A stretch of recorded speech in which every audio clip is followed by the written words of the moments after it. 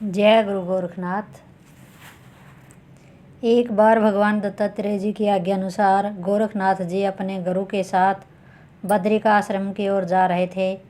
मार्ग में कौंडियापुर नामक एक नगर पड़ा। वहाँ के राजा का नाम संसागर था।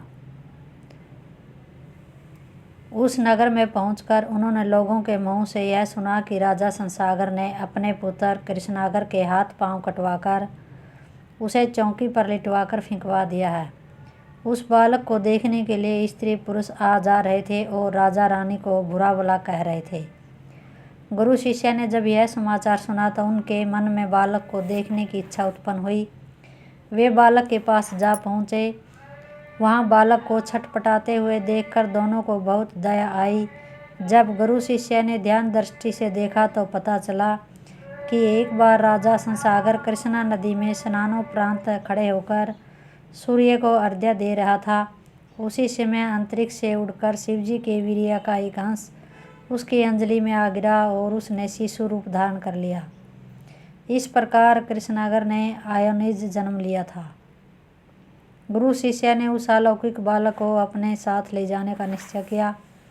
वे दोनों राजा संसागर के पास गए और उनसे कृष्णागर को अपने साथ ले जाने की आज्ञा मांगी। राजा संसागर को कोई आपत्ति नहीं थी। फिर भी उसने लोक दिखावे के लिए कहा कि हे योगियों, वह बालक हाथ पांव से रहित है। उसे ले जाकर तुम क्या करोगे? वह तुम्हारे किस काम आएगा? गोरखनाथ जी ने उत्तर दिया कि हमें उसका जो करना है वह करेंगे। आप तो केवल हमें उसे ले जाने की आज्ञा दे दीजिए। राजा ने आज्ञा दे दी। दोनों गुरु शिष्य बालक के पास पहुँचे। गोरखनाथ जी ने उसे चौरंगी से उठाकर गोद में ले लिया तथा उसका नाम चौरंगीनाथ रख दिया। तदुपरांत गुरु शिष्य उस बालक को साथ ले हुए बद्रिका आश्रम में जा पहुँचे। वहाँ उन्होंने पहले तो शिवालय में जाकर शिवजी के दर्शन किए। फिर चौरंगीनाथ को पर्वत की एक गुफा में ले जाकर बैठा दिया और गोरखनाथ जी से कहा कि चौरंगीनाथ, तू उस गुफा में बैठकर तपस्या करना आरंभ कर दो। तपस्या करते समय तुम अपनी दृष्टि इस गुफा में अपने मस्तक के ऊपर वाली शिला पर जमाए रहना। यदि तुमने क्षण भर के लिए दृष्टि हट गई तो यह शिला गिर पड़ेगी और तुम्हारी मृत्यु हो जाएगी। मैं तीर्थ यात्रा करने के लिए जा रहा हूँ। कुछ दिनों बाद लौट कर आऊँगा, तब तुम्हें अपने साथ ले चलूँगा। चौरंगीनाथ ने यह बात स्वीकार कर ली। तब गोरखनाथ जी ने उसे कान में गुरु मंत्र दिया। तत्पश्चात योग बल द्वारा उस गुफा में अंधेरा कर दिया।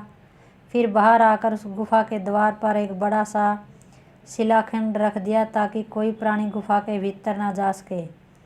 इसके बाद उन्होंने चामुंडा को बुलाकर कहा, हे देवी, इस गुफा के भीतर एक प्राण है। तुम प्रतिदिन गुप्त रूप से उसके आहार के लिए एक फल गुफा के भीतर पहुंचाते रहना तथा जंगली पशुओं से उसे सुरक्षित बनाए रखना। चामुंडा ने ऐसा करना स्वीकार कर लिया। तत्पश्चात मत्स्येंद्र नाथ जी तथा गुरु गोरखनाथ जी ने वहाँ से तीर्थ यात्रा करने के लिए अलग अलग स्थानों को चले गए। चौरंगीनाथ ने गुफा के भीतर बैठकर मंत्र का जाप करना आरंभ किया।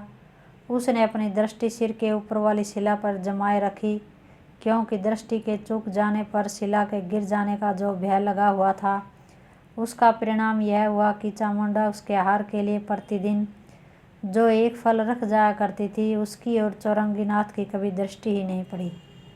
वह निराहार रहते हुए भी तपस्या करता रहा। गुफा में उसके चारों ओर प्रतिदिन आने वाले फलों का ढेर लगता चला गया। 12 वर्ष बाद गोरखनाथ जी मन में चौरंगीनाथ को देखने की इच्छा हुई। तब वे पुनः बद्रिका आश्रम में उसी स्थान पर जा पहुँचे।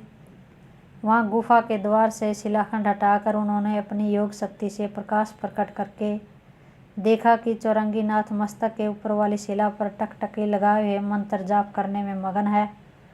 उसके चारों ओर फलों का ढेर लगा हुआ है और उसका शरीर अस्थि पिंजर मात्र रह गया है।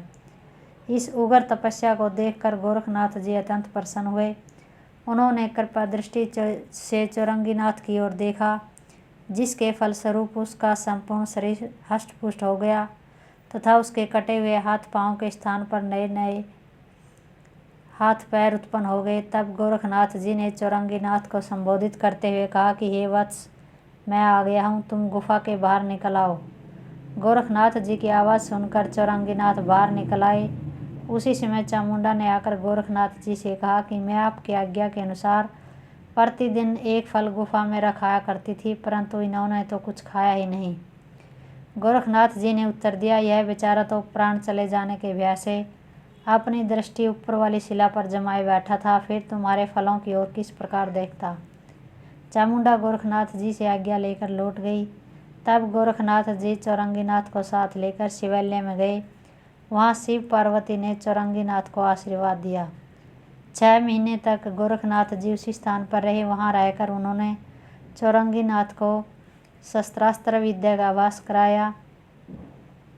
तब चौरंगीनाथ का विद्याभ्यास पूरा हो गया। तब उसे साथ लेकर गोरखनाथ जी कौंडिन्यपुर में गए। गोरखनाथ जी की आज्ञा से चौरंगीनाथ ने अपनी शक्ति का प्रदर्शन करने के लिए कौंडिन्यपुर में अनेक प्रकार के उपद्रव आरंभ कर दिए। राजा संसागर अपनी सेना लेकर उनसे युद्ध करने के लिए पहुंचा। चौरंगीनाथ ने युद्ध में राजा को पराजित कर दिया। तब राजा ने हार कर उनसे शरण देने की याचना की। उसी समय गोरखनाथ जी ने दोनों के पास पहुंचकर पिता पुत्र का परस्पर परिचय कराया तथा चौरंगीनाथ की तपस्या एवं विद्या के विषय में सब वृत्तांत कहा। राजा उसे सुनकर अत्यंत लज्जित हुआ। चौरंगीनाथ की सौतेली माता ने उन पर गलत आरोप लगाकर राजा के कान भर दिए थे और चौरंगीनाथ के हाथ पांव कटवा दिए थे। राजा ने वह सब रहस्य गोरखनाथ के सम्मुख प्रकट कर दिया। तत्पश्चात राजा ने चौरंगीनाथ को अपने हृदय से लगाकर आशीर्वाद दिया तथा उस दुष्ट रानी को उसी क्षण अपने महल से बाहर निकाल कर दिया। जय हो गुरु गोरखनाथ महाराज की।